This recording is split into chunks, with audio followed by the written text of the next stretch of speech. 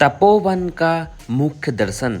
भगवती भगीरथी के मूल उद्गम गोमुख के दर्शन करके अपने को धन्य माना।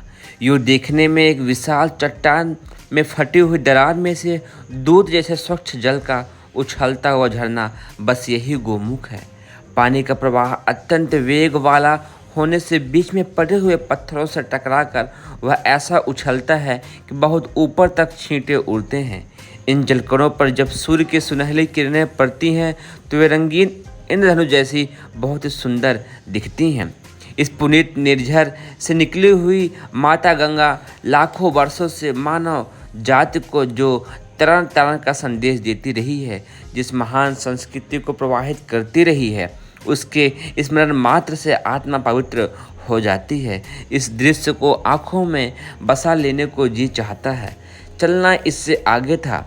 गंगा, वामक, नंदनवन, भगीरथ शिखर, शिवालिंग पर्वत से घिरा हुआ तपोवन यही हिमालय का हृदय है।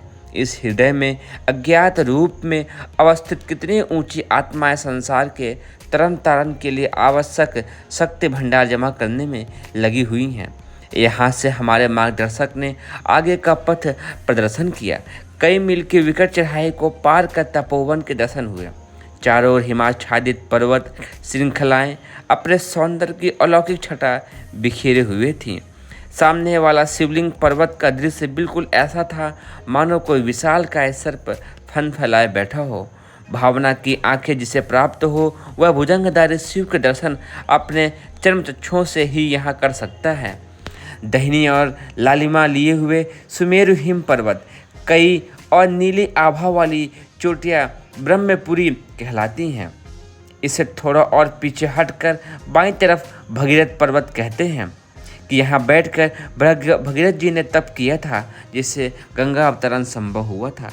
यूँ गंगोत्री में भी गौरीकुंड के पास एक भगीरथ शिला है। इसके बारे में भी यही भगीरथ जी के तप की बात कही जाती है, पर वस्तुतः यह हिमाच्छादित स्थान भगीरथ पर्वत ही है। इंजीनियर लोग इसे पर्वत में गंगा का उद्गम मानते हैं। भगीरथ पर्वत के पीछे नीलगिरी पर्वत है, जहाँ से नीले जल वाली नील नदी प्रवाहित होती है। यह सब रंग बिरंगे पर्वतों का स्वर्गीय दृश्य एक ऊंचे स्थान पर से देखा जा सकता है। जब बर्फ पिघलती है तो भगीरथ पर्वत का विस्तृत फैला हुआ मैदान दुर्गम हो जाता है। बर्फ फटने से बड़ी बड़ी खाई जैसी दरारें पड़ती हैं। उनके मुख में कोई चला जाए तो फिर उसके लौटने की आशा नहीं की जा सकती है। श्रावण भाद्रपद महीने में जब बर्फ पिघल चुकी होती है तो यह प्रदेश सचमुच ही नंदनवन जैसा लगता है। केवल नाम ही नंदनवन नहीं है, वरन वातावरण भी वैसा ही है।